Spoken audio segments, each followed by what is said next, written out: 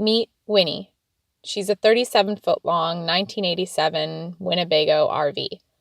Emory spent all of their savings at the time and bought her off of Craigslist for $2,000 from a man named Pete, mostly because she reminded them of Appa from Avatar: The Last Airbender. Meet Emory. They're a 5.5-foot-long college student living in Western Massachusetts. They bought Winnie with the hopes of spending their senior year turning her into a full-time tiny house. Hey everyone! I'm Emory, and welcome to Winnie's Travels, a DIY YouTube tutorial channel that aims to push the boundaries of DIY YouTube culture and the alternative housing movement in the United States.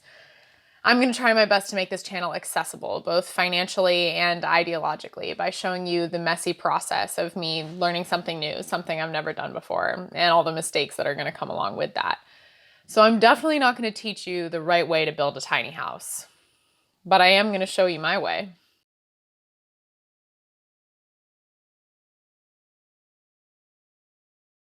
Does it destroy the integrity of a capitalist culture to put homeless people inside of empty homes?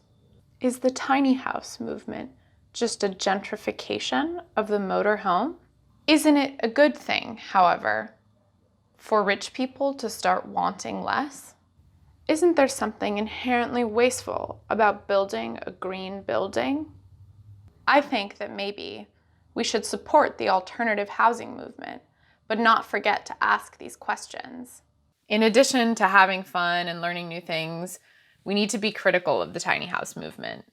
So Winnie's Travels is about more than just a DIY project. It's going to be me sharing my thoughts with you on the philosophy of housing in the United States and the politics of the tiny house movement here in the US and in the world. So like this video, subscribe to my channel, and comment below to share your thoughts. Stay tuned, folks, for more of Winnie's Travels.